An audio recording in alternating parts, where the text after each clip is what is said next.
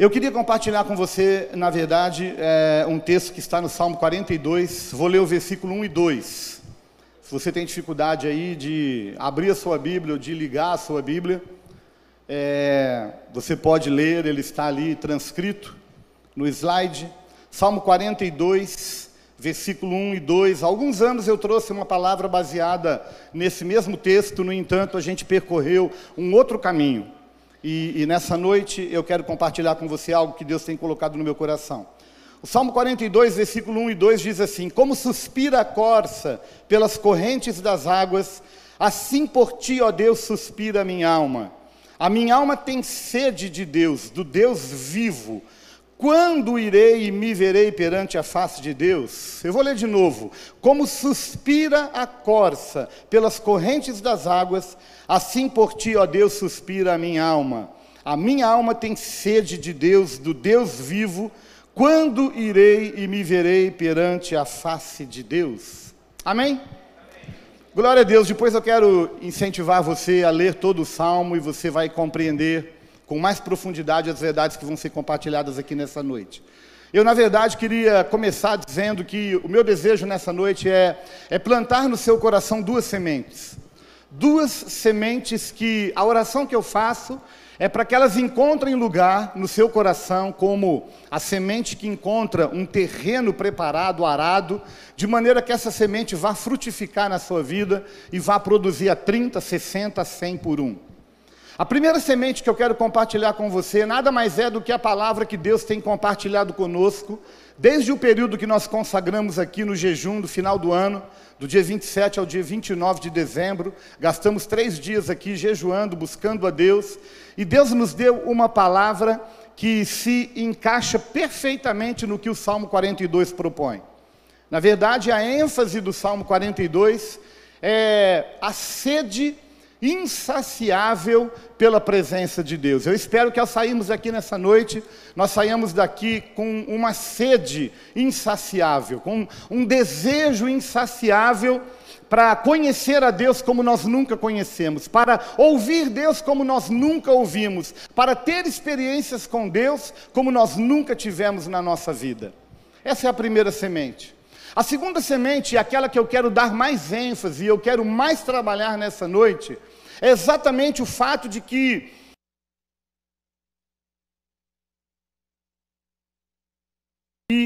a importância de não nos prendermos aos fatos do passado. Eu sei que, como eu aqui, muita gente, talvez a maioria, se não todos, tem histórias negativas na sua vida, traumas, decepções, frustrações, razões humanas pelas quais a gente poderia dizer assim: eu vou desistir, eu não vou mais acreditar no ser humano, na vida e nem em Deus. Tamanhas foram as experiências que eu tive. Mas eu quero dizer para você que as experiências negativas que a gente passou no passado, a gente não pode, elas não podem de maneira alguma, ou no mínimo elas não devem exercer uma influência no nosso presente e no nosso futuro. Senão nós nunca vamos conhecer a Deus e nós nunca vamos experimentar Deus como de fato Ele quer ser conhecido e experimentado. Eu creio que essa noite é uma noite de cura. Eu creio de fato que a oração que fizemos aqui há pouco trouxe cura física no coração de muita gente, na vida, no corpo de muita gente. Eu creio mesmo. Você vai poder testemunhar isso nos cultos posteriores. Olha, aquela noite Deus fez algo na minha vida, eu senti, mas eu não tive coragem de falar, mas quando eu fui no médico, o médico constatou, e realmente o que eu tinha desapareceu, sumiu. Pastor, eu estava com uma vontade de se matar, mas olha, aquela vontade sumiu, desapareceu. Enfim, você precisa testemunhar para que o nome de Deus seja honrado e glorificado. Mas olha, amado, em nome de Jesus, não se prenda aos fatos do passado. Daqui a pouco você vai entender com mais profundidade o que eu quero dizer e qual é o link do que eu estou falando com essa proposta que eu estou fazendo aqui. Não ficar preso ao nosso passado. O nosso passado não pode determinar o nosso presente e tampouco o nosso futuro. Flua em Deus, seja curado nessa noite nos seus traumas, nos seus medos, nas suas inseguranças, nos argumentos que você tem que depõem contra a tua fé. Amém? Eu não tenho tempo, não é minha proposta, mas eu queria que você anotasse e durante essa semana você lesse, porque eu vou tentar em poucos minutos aqui resumir uma história muito dramática que há na Bíblia e que faz exatamente o link com o Salmo 42. Eu estou falando de Números capítulo 16, do versículo 1 ao versículo 40. Depois você lê, eu só vou contar rapidamente a história aqui para você entender o que é que está acontecendo. O fato é que Números capítulo 16, do versículo 1 a 40, conta a história de um homem chamado Corá. Corá. Em algumas traduções da Bíblia, o nome dele veio como Coré. É a mesma coisa, Coré ou Corá. Eu vou ter a liberdade nessa noite aqui de chamá-lo de Corá. Esse homem é Corá. Esse homem, ele vivia no meio do povo, e um dia ele alimentou no coração um dos sentimentos mais terríveis que pode ser alimentado por um ser humano, que é um sentimento de insubordinação, de rebeldia e de rebelião. Esse homem Corá, ele olhou para o povo, que era muita gente, e ele olhou para Moisés e ele começou a questionar a liderança de Moisés. Ele disse: Moisés, você é comedor de arroz e feijão que nem eu. Por que você está na frente do povo? Por que você está liderando o povo? Por que você está se colocando como líder? Quem é você? Olha, todo mundo é santo, todo mundo foi escolhido por Deus, todo mundo foi liberto lá do Egito. E como se não fosse pouco esse sentimento no coração dele, ele chama dois irmãos, Datã e Abirão. Ele contamina, ele inflama esses dois irmãos, e ele então começa a fazer o seu time de rebeldia crescer. Como se não bastasse, ele ainda encontra outro homem chamado O-M, e ele também seduz aquele homem, ele também ganha o coração daquele homem, e agora são 4 pessoas que estão se levantando contra a liderança de Moisés. E olha, querido, nós precisamos considerar que tudo isso aconteceu depois de Moisés, ou melhor, depois de Deus ter feito tanto milagre por intermédio de Moisés, desde a saída do Egito até a entrada da terra prometida. Esse Moisés, que havia sido levantado por Deus para ser o líder, agora estava sendo questionado pelo povo. E como se não bastasse 4 pessoas, a Bíblia diz que ele escolhe 250 líderes, 250 homens de renome, homens conhecidos, homens retos, e ele contamina esses 250 homens. E agora já são 254 se levantando contra a liderança de Moisés. Na verdade, o texto deixa claro, e não somente o texto, mais para frente no Novo Testamento, no livro de Judas, a gente também vê indícios disso. O que estava no coração de Corá era querer o lugar de Moisés, era a inveja, era o desejo de estar na frente do povo, na liderança do povo. E a Bíblia diz que aquela situação trouxe uma dor no coração de Moisés muito grande. Eu estou tentando resumir a história para você, depois você vai ler ela, tá? Números capítulo 16, de 1 a 40. E a Bíblia diz que aquilo perturbou o coração de Moisés, e Moisés fez uma proposta para eles: olha, amanhã nós vamos comparecer diante da tenda da congregação, a gente vai se apresentar diante de Deus, a gente vai trazer os incensários, vai colocar incenso, vai colocar fogo, e a gente vai colocar essa demanda de vocês, essa causa que vocês estão levantando, nós vamos colocar diante de Deus, e Deus vai julgar, e aquele que Deus escolher vai ser o líder a partir daí. E aquele dia passa, aquela noite passa, o outro dia chega, e esses homens estão diante de Moisés, Moisés está ali também, junto com Arão, e a Bíblia diz que de repente a glória de Deus chegou naquele lugar. A presença de Deus chegou naquele lugar. E a primeira coisa que Deus disse foi o seguinte: Moisés, fala para todo mundo que está perto da casa de Corá, Datã e Abirão sair, manter distância o máximo possível, porque eu vou julgá-los nesse dia. Moisés compartilha aquilo. Quando Deus vem com juízo. E esse talvez seja um dos textos mais trágicos da Bíblia. Talvez, há muitos outros, mas esse talvez seja um dos mais trágicos. Porque a Bíblia diz que naquele dia, Deus, ao julgar aquela causa, Deus faz com que a terra se abra e a terra engole vivos a Corá, Datã e Abirão. Deus manda fogo do céu e queima os 250 homens que tinham se levantado contra a liderança de Moisés. Isso é trágico ou não? É dramático ou não? Querido, talvez para você trazer essa história mais perto de você, eu sempre faço isso, é um conselho que eu vou te dar. Sempre quando eu quero entender com mais profundidade um texto da Bíblia, eu me coloco no texto. Então faz de conta que eu sou o Corá. Não, Corá não, é bem melhor ser outro, né? Eu me coloco na história para tentar entender o que está acontecendo. E aí eu consigo compreender com mais propriedade. Eu queria que você pensasse na seguinte proposta.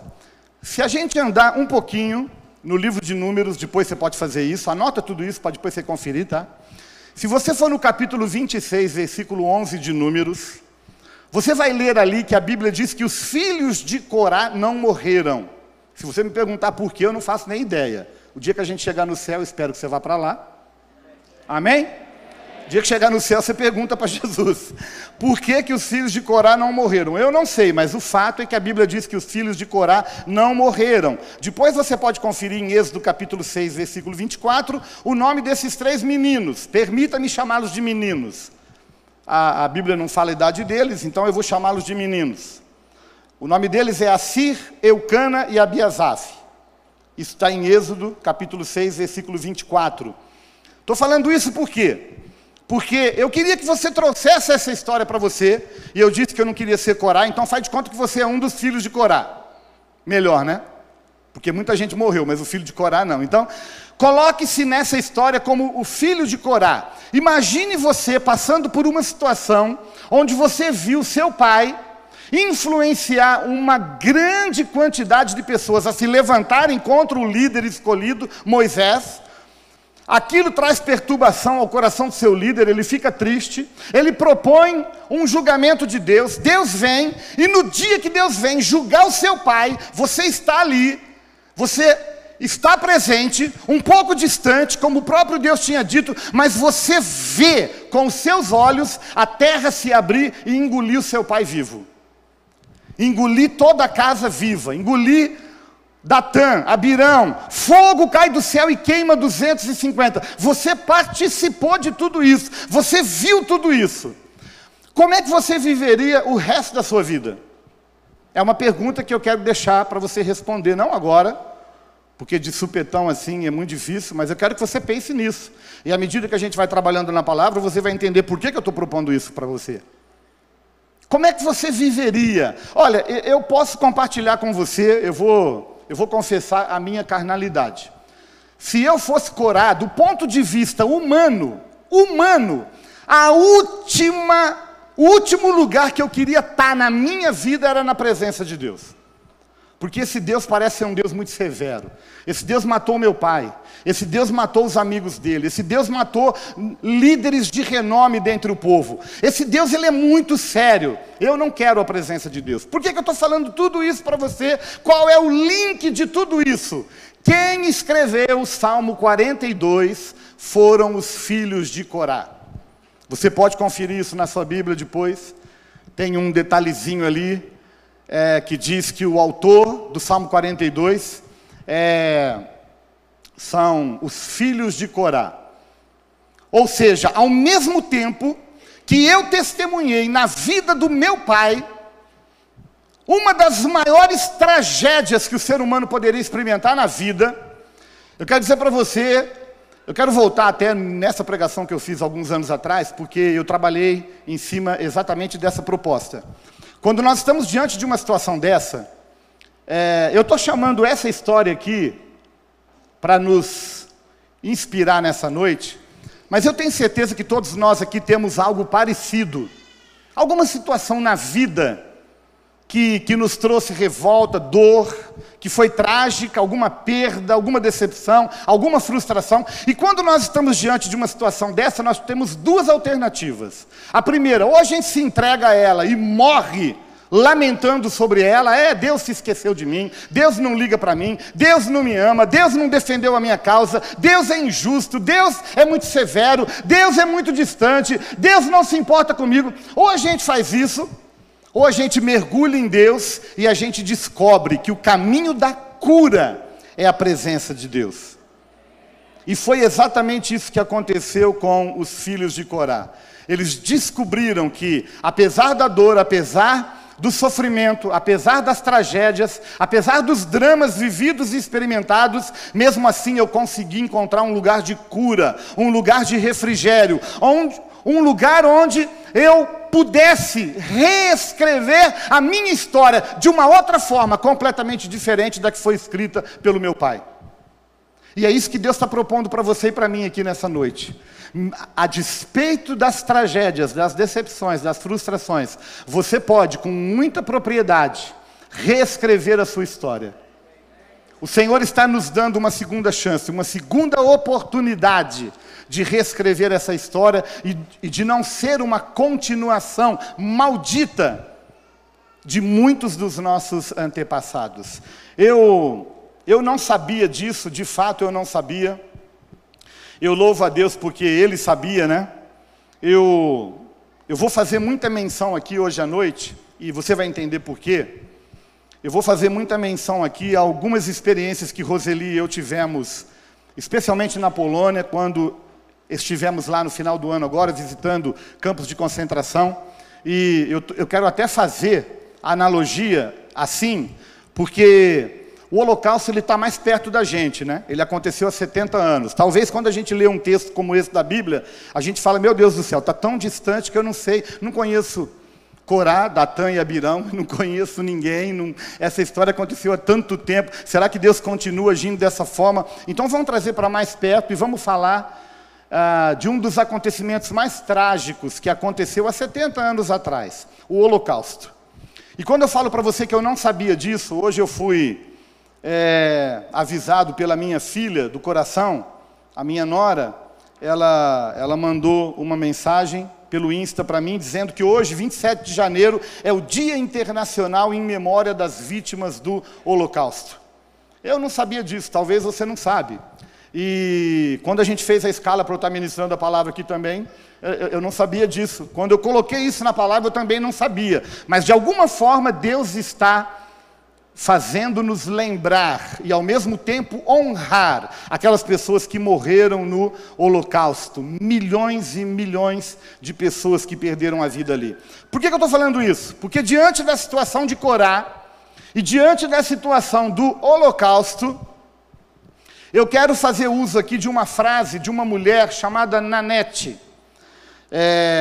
Ela chama Nanette Blitzkonig. Se você quiser, você pode pesquisar, há muitos vídeos dela. Essa mulher é uma polonesa judia que mora no Brasil. Ela é uma sobrevivente do Holocausto. Essa mulher tem 89 anos de idade. Aliás, a maioria dos sobreviventes estão na casa dos 90, aqueles que já morreram, e muitos poucos que ainda vivem. Essa mulher tem 89 anos, agora dia 6 de abril ela faz 90 anos. E uma das primeiras frases que ela disse no vídeo que eu vi foi o seguinte, ela disse assim, a preocupação maior não deveria ser com quem morreu, mas com quem ficou. Eu vou repetir, a preocupação maior não deveria ser com quem morreu, mas com quem ficou. Eu estou falando isso porque, diante do que aconteceu com Corá, né, diante do que aconteceu no Holocausto, às vezes a gente fica preocupado com tudo isso que aconteceu, e eu não quero tirar o peso e o valor disso. A gente tem que se preocupar, tem que estudar, tem que conhecer para que a história não seja repetida. Esse é o sentido, né? Então, é isso. Quando nós estivemos na Polônia, da Polônia a gente foi para Israel, e a gente conheceu um grupo lindo, maravilhoso. Nessa reunião tinha uma alemã e uma judia. Um grupo que trabalha dando assistência para os sobreviventes do Holocausto. Imagine você agora, um alemão, tentando pedir perdão e consolar o coração de um judeu que sofreu barbáries. Muitos sobreviventes e muitos parentes que morreram.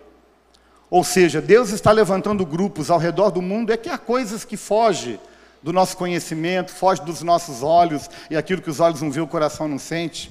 É isso que o mundo diz, né?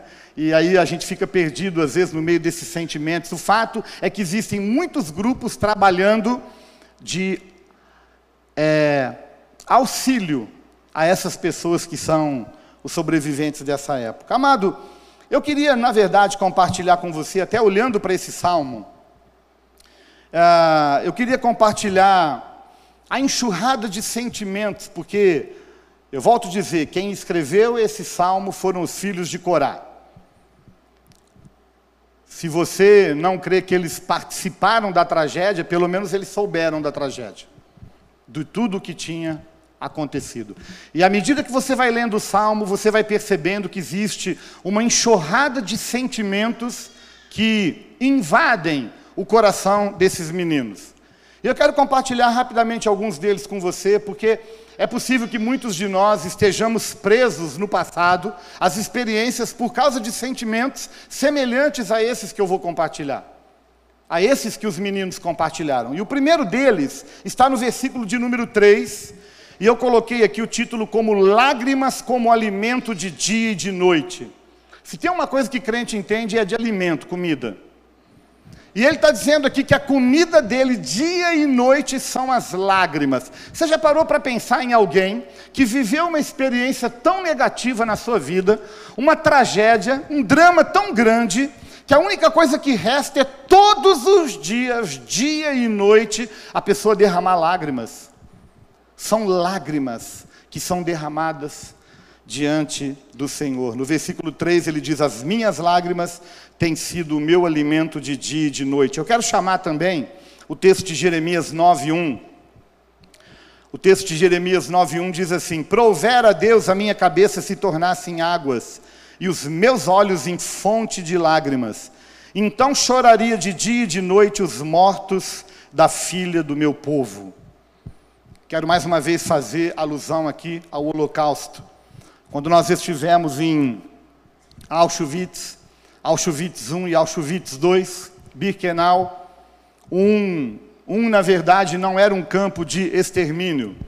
Auschwitz I era uma prisão, que acabou se transformando também em extermínio, mas Auschwitz II não. Birkenau, um lugar imenso, um lugar que não dá para eu dimensionar para você aqui agora, o tamanho é muito grande. O fato é que esse lugar foi criado para exterminar especialmente judeu, não só judeu, mas especialmente judeu. É um campo de extermínio. E nós conhecemos lá em Birkenau um senhor canadense que ele não acreditava muito em Deus, e ele disse assim, eu vou para Israel ver se eu encontro Deus. Ele viaja do Canadá para Israel, e ele vai para Israel. Quando chega em Israel, ele se converte. Ele tem um encontro genuíno com Jesus Cristo, e ele se converte. Ele é hoje um cristão. E Deus fala para ele, eu quero que você crie um lugar. E esse lugar que você vai criar vai chamar Fonte de Lágrimas. Eu sugiro que depois você pesquise no YouTube, Fonte de Lágrimas, você vai encontrar esse lugar, você vai ver o vídeo, e você vai entender a história melhor que eu estou tentando contar para você no pouco tempo que eu tenho aqui. Mas o fato é que esse homem tem uma experiência profunda com Deus, e quando Deus fala com ele, Deus diz assim, eu quero que você construa 2 lugares na terra, que vai receber esse nome, Fonte de Lágrimas. Vai ser um lugar onde você vai criar obras de arte, ele é um artista, você vai criar obras de arte e você vai comparar o Holocausto com a Paixão de Cristo. As 7 etapas da Paixão de Cristo, você vai fazer uma comparação com o que aconteceu com o meu povo no Holocausto. E os 2 lugares que eu quero que você construa essa casa, uma delas é em Israel, em Jerusalém. Existe uma casa hoje lá chamada Fonte de Lágrimas, que a base é exatamente esse texto aqui, Jeremias 9:1. Porque quantas lágrimas foram derramadas e continua sendo derramada pelos mortos do povo. E o outro lugar que eu quero que você construa é na frente do campo de Birkenau. É interessante, quando a gente visitou o campo de Birkenau, a 300 metros dali, bem de frente do portão principal, existe uma casa chamada Fonte de Lágrimas. E a gente pôde passar naquele lugar ali, conhecer as obras de arte. É algo realmente que toca o nosso coração, a maneira como a coisa foi feita, a excelência, e é aberta ao público.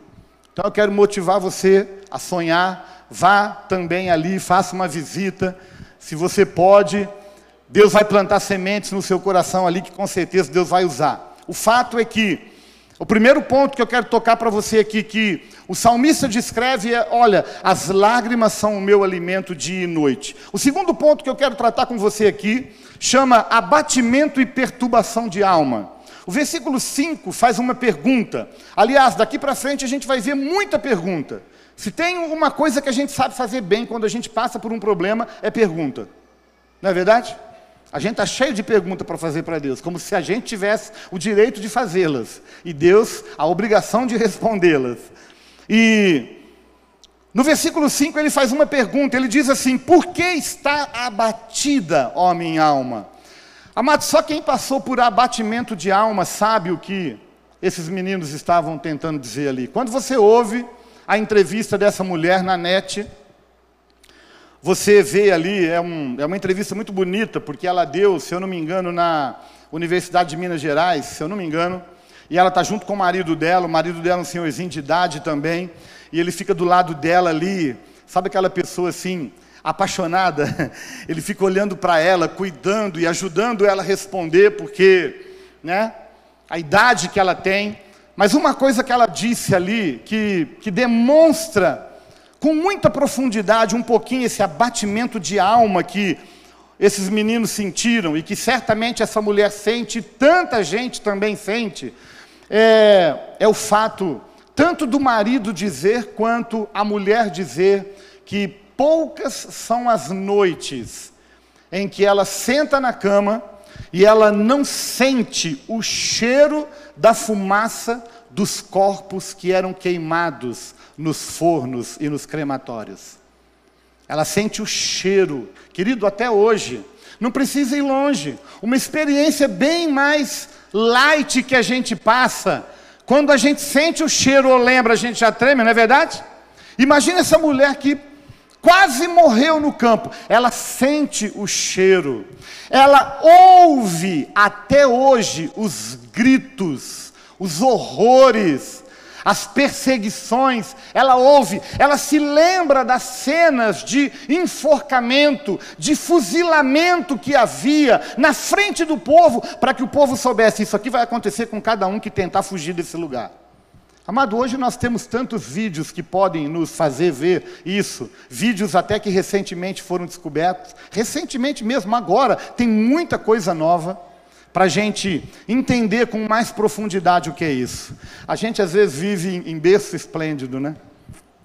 Os nossos probleminhas a gente acha que são problemões tão grandes. Eu fico pensando, se a gente passasse um pouquinho do que esse povo passou. O fato é que esse menino sente um abatimento, uma perturbação de alma terrível. Terceiro lugar, esquecimento. O versículo 9, na parte A, ele faz outra pergunta: por que te esqueceste de mim? Por que te esqueceste de mim? Amado, qualquer um de nós aqui que passamos por situações adversas, a gente faz a mesma pergunta hoje. Parece que Deus ele se esqueceu da gente. Parece que Deus ele se preocupa com o problema de qualquer pessoa, com o sofrimento de qualquer pessoa, menos comigo. Porque se Deus me amasse, ou se Deus se preocupasse comigo, Ele não permitiria que eu passasse por essa situação. Deus não é Deus. Por que Ele se esqueceu de mim? Eu fico pensando, além de ter passado na cabeça desses meninos o esquecimento, eu fico pensando nesse povo que sobreviveu ao Holocausto. Tudo que viu, tudo que presenciou, tudo que testemunhou, será que não passou pela cabeça assim, será que Deus se esqueceu? Será que Deus se esqueceu da promessa que Ele fez a Abraão? Será que Deus se esqueceu desse povo? E olha que esse povo nem existia ainda como nação, hein? Esse povo nem existia como nação. Esse povo veio a existir como nação 3 anos depois, do fim da guerra, em 48.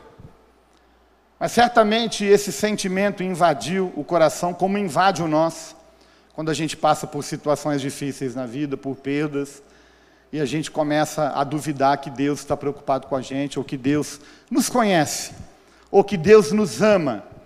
a ponto de se preocupar com aquilo que traz dor ao nosso coração. Esquecimento. Esses meninos fizeram essa pergunta, não foi sem sentido. Em quarto lugar, eu quero falar sobre lamento sob a opressão dos inimigos. O versículo 9, parte B, ele faz uma outra pergunta.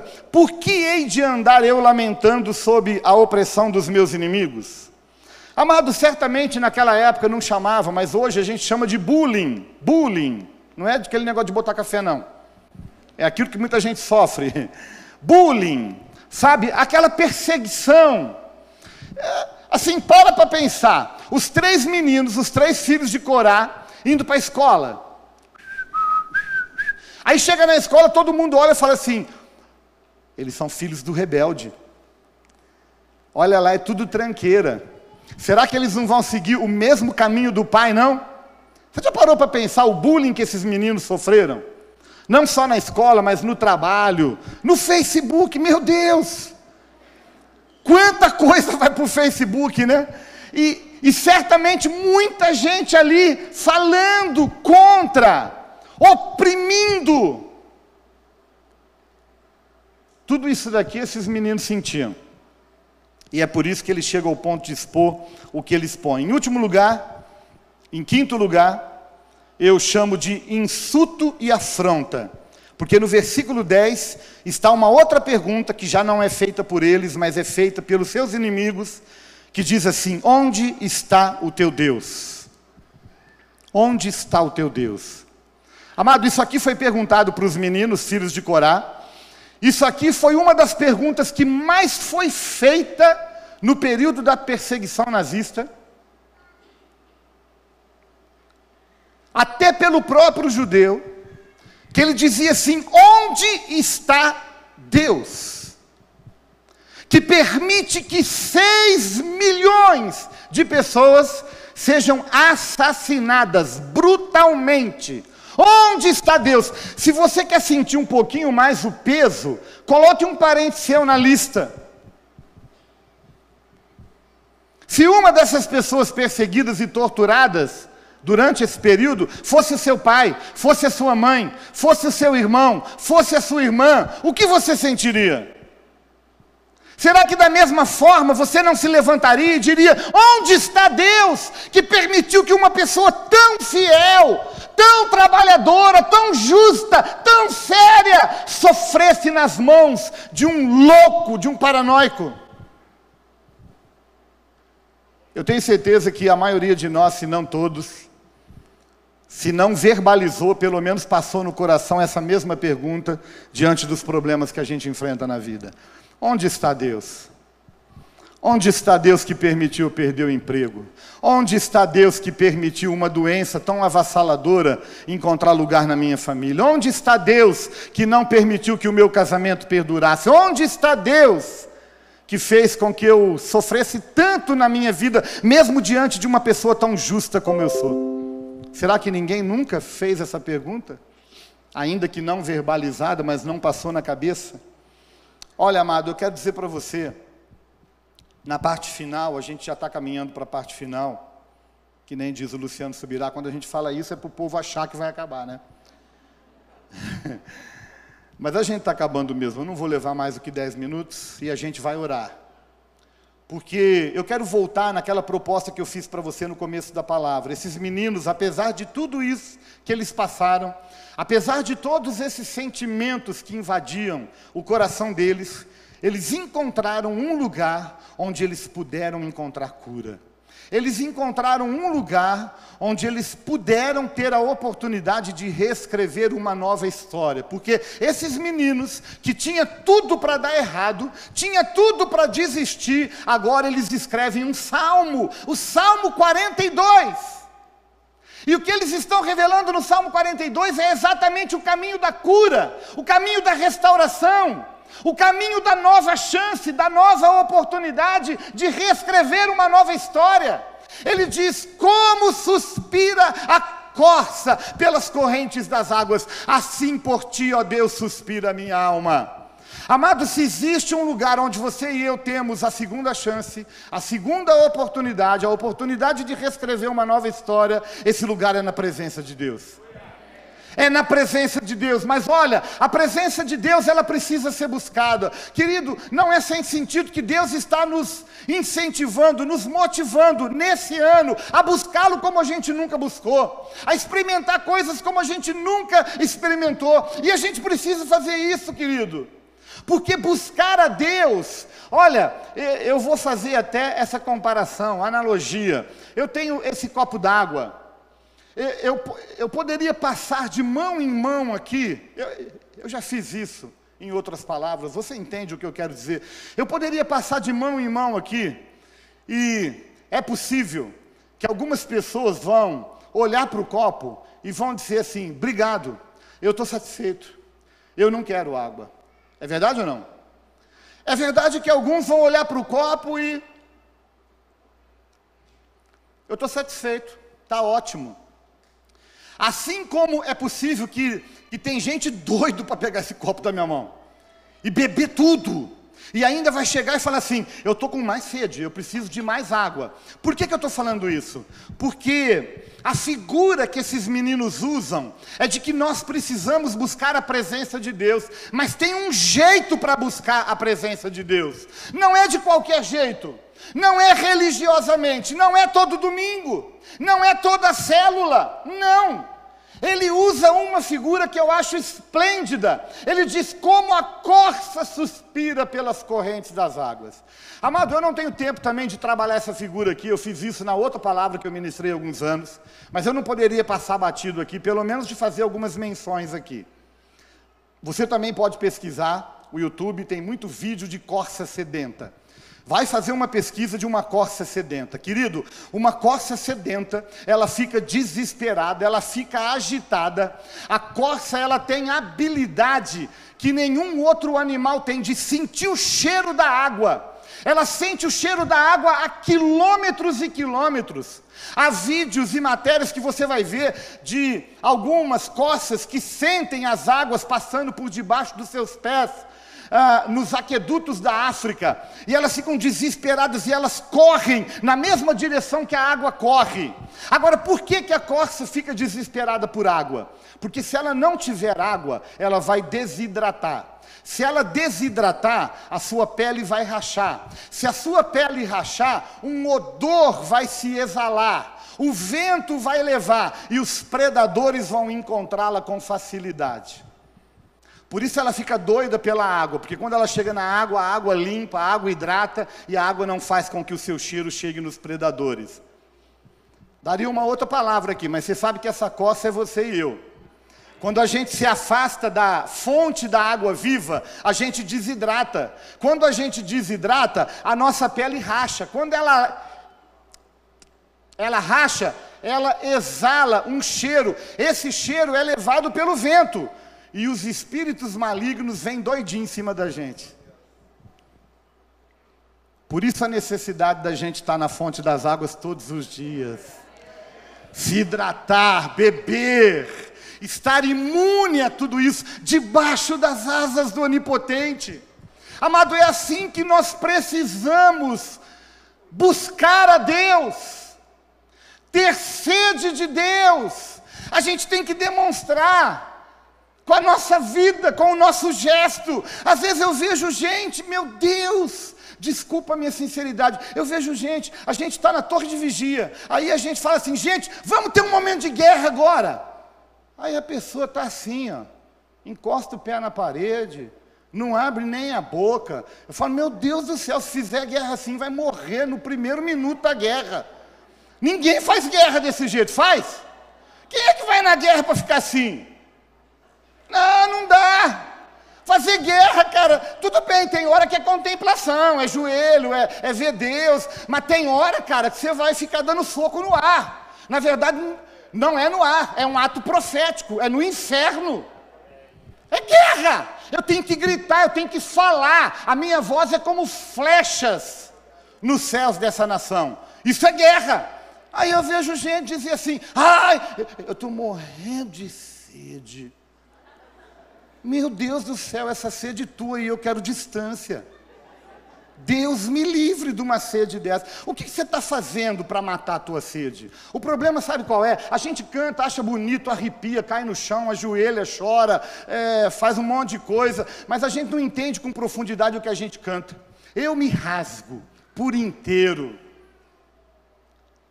Amado, só sabe o que é a presença de Deus quem já entrou lá.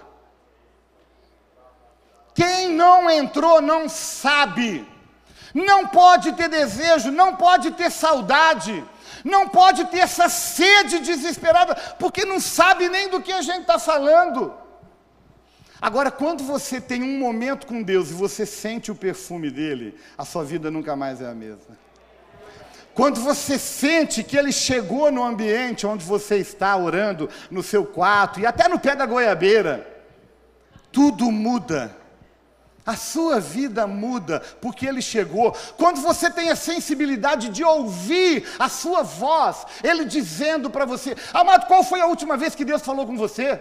Mas não falou com você através de um jumentinho que nem eu, falando aqui. Não. Quando foi que Deus falou com você, mano a mano? Ele falou com você lá no quarto, e ele te disse: eu quero que você faça isso. Quando foi a última vez? Eu sei que tem gente que vai falar: pastor, nunca falou, porque você nunca entrou lá. Você nunca pisou no Santo dos Santos. Você nunca viu o rosto de Jesus. Porque o dia que você vê o rosto de Jesus, o seu conceito de beleza vai mudar. Você vai dizer: esse é o mais belo de todos. Eu quero terminar essa palavra compartilhando com você algumas coisas que acontecem na presença. Quando a gente entra na presença, o versículo de número 4, diz que nós nos lembramos dos seus feitos e nós nos alegramos. Eu fiz questão de colocar essa imagem, não é bem aquela não, é essa aqui. Eu fiz questão de colocar essa imagem aqui, porque esse é um dos momentos que trouxe maior celebração e alegria ao povo de Deus. Quando Davi traz a arca para Jerusalém. Foi um momento de festa, um momento de alegria, um momento de júbilo. E o que os meninos estão dizendo aqui é: lembro-me dessas coisas. E eles descrevem ali, a partir do versículo 4, algumas coisas que são trazidas à memória. Uma delas é de como passava eu com a multidão do povo e os guiava em procissão à casa de Deus, entre gritos de alegria e louvor, multidão em festa. Deixa eu dizer uma coisa para você, querido. Nós precisamos deixar de ser crentes que valorizam demasiadamente os problemas e as dificuldades. A gente tem uma facilidade de enaltecer aquilo que o diabo faz, aquilo que traz lágrima, aquilo que traz sofrimento, aquilo que traz tristeza. E o profeta no Velho Testamento, ele diz assim: eu vou trazer à minha memória o que me traz esperança. Amado, Deus permitiu que você passasse pelos problemas mais difíceis da vida, que você passou até hoje, e outros certamente ainda virão, porque Deus queria amadurecer você, Deus queria preparar você, Deus queria se revelar a você, Deus queria que você o buscasse como a corça. A gente precisa às vezes entrar na presença de Deus e botar na balança aquilo que aconteceu de ruim, aquilo que aconteceu de bom. E olha, amado, eu posso dizer para você com segurança que uma só coisa que aconteceu na nossa vida vale mais do que todas as tragédias que a gente possa experimentar um dia na vida, que foi a nossa salvação. Você já parou para pensar que você e eu estávamos destinados ao inferno? Distantes de Deus? Meu amado, se você acha que inferno é isso aqui, inferno com Coca-Cola é uma bênção, com pizza é uma maravilha. Inferno é muito pior, e é para lá que a gente ia. Mas a Bíblia diz que Deus nos amou de tal maneira que Ele enviou Jesus, e Jesus pagou o preço por você e por mim. E hoje, como já foi dito aqui, eu tenho livre acesso, o véu se rasgou de alto a baixo, eu entro na presença dEle. Amado, isso basta, isso basta. Eu sou salvo, eu sou livre, eu sou perdoado, eu sou nova criatura. Amado, só isso basta. Então para de ficar murmurando, para de ficar reclamando, para de ficar lambendo ferida. Olha para as coisas boas que Deus tem feito. Falta-me tempo ainda para dizer outros exemplos que ele dá aqui. Multidão em festa, alegria. Amado, o povo de Deus tinha que ser o povo mais festeiro, mais alegre da face da terra. E às vezes você olha para a cara de uns crentes que dá até azia. Chega no culto, a paz. Como é que está daquele jeito? Como é que está indo? Indo para onde, meu Deus do céu? Indo para o inferno, parece. Amado, valoriza a presença. O Senhor Jesus disse: eis que estarei convosco todos os dias, até a consumação dos séculos. Ainda que eu ande pelo vale da sombra da morte, eu não temerei mal algum. Por quê? Porque tu estás comigo. Valoriza as coisas boas. Agora, sabe por que a gente não valoriza? Desculpa. Porque a gente não desfruta da presença. Porque a gente não sabe o que é presença. A gente está mais preocupado com o fuxico gospel. Desculpa aí, não é nenhuma alusão à página, não. O que eu estou falando é sobre fuxico mesmo. Aqueles fuxiqueiros que tem na igreja. Tem algumas igrejas que tem, aqui não tem, graças a Deus. Alguns maledicentes, alguns murmuradores. A gente insiste em ficar frequentando rodinhas de pessoas que vivem lambendo ferida. Quando a gente, na verdade, deveria ser aquele grupo que vive falando das bênçãos de Deus na nossa vida, do livramento de Deus, da salvação, da graça, da bondade, do que Deus fez, do que Ele vai fazer, dos sonhos e projetos. Enfim, há tanta coisa boa para falar. Muda o discurso então. Agora, sabe onde é que você vai conseguir mudar esse discurso? Na presença. Porque quando você está na presença, o Senhor vem e te constrange. Ele te constrange. Você fica constrangido na presença dEle. A presença dEle te envolve de um jeito. Eu falei sério para você, querido. A impressão que eu tenho quando eu fecho os olhos é que eu vou esbarrar em Jesus. Ai, meu Deus, eu bati nele. É a impressão que eu tenho. Amado, pelo amor de Deus, o que Deus está dizendo para nós esse ano é que Ele quer ser achado. Mas Ele vai ser achado por uma igreja que tem sede pela presença, que busca a presença dEle. Desperta, igreja. Entra num nível como você nunca entrou. Sua vida nunca mais vai ser a mesma. Faz um trato comigo, querido. Pelo menos esse ano. Pelo menos esse ano. Vamos buscar a presença como a gente nunca buscou. Vamos orar como a gente nunca orou. Vamos desfrutar da presença como a gente nunca desfrutou. E no culto da virada a gente conversa. E você vai dizer o que Deus fez na sua vida nesse ano. As curas que Deus operou, as portas que Ele abriu, os milagres que Ele fez, amém? A despeito dos problemas que vão vir, Ele é maior, Ele é poderoso do que tudo o que pode se opor a Ele. Uma última coisa que eu quero compartilhar com você para a gente orar. Os músicos já podem subir, por favor. O versículo de número 8 diz assim: contudo, o Senhor durante o dia me concede a sua misericórdia, e à noite comigo está o seu cântico, uma oração ao Deus da minha vida. Amado, esses meninos terminam o salmo dizendo: quando eu irei e eu verei a face do meu Deus. Quando eu estou na presença de Deus, existem algumas coisas que saltam diante de mim. A primeira coisa é misericórdia. Diga misericórdia. Amado, eu não sei se você já parou para pensar. A gente fala tão mecanicamente as coisas que a gente às vezes não entende com profundidade aquilo que a gente fala. A Bíblia diz que nessa manhã as misericórdias de Deus se renovaram em nosso favor. Quando você acordou, aliás, você só está aqui porque a misericórdia dele se renovou sobre a tua vida. Ele olhou para você hoje de manhã, domingo, e disse: eu vou te dar mais um dia de vida. Eu vou te dar mais uma vez a oportunidade de consertar a tua vida, de buscar a minha presença, de me conhecer como você nunca conheceu. A misericórdia de Deus, a bondade de Deus nos dá novas chances e novas oportunidades. Amado, como é bom saber que Deus não me trata hoje por aquilo que eu fiz ontem. Nós somos assim, marido, esposa, pais e filhos, amigos são assim. A gente se fere hoje, amanhã a gente está de bico. É assim ou não? A gente está bicudo. A gente, bom dia por quê? A gente fica tratando por aquilo que aconteceu ontem. Você já pensou se Deus fosse te tratar hoje por aquilo que aconteceu ontem? Sinceramente, olha, com toda sinceridade, desculpa, viu? Mas eu acho que o culto aqui está vazio. Porque se Ele fosse nos tratar por aquilo que a gente fez ontem, mas Ele não faz isso. O salmista termina falando a misericórdia. Quando eu estou na presença dEle, eu sinto a misericórdia. Eu sou envolvido pela misericórdia. Eu sou envolvido pelo perdão. Eu sou envolvido por uma nova chance. Mas não é só isso não. Ele diz assim, olha, quando eu experimento isso, um cântico vem nos meus lábios. Amado, quando a gente canta aqui para começar o culto, para terminar, ou em qualquer outra hora, não é para preenchimento litúrgico do culto não. Não é para passar o tempo não. Não é para uma mesmice não. A adoração é a oportunidade que eu tenho de expressar a minha paixão e o meu amor a Jesus.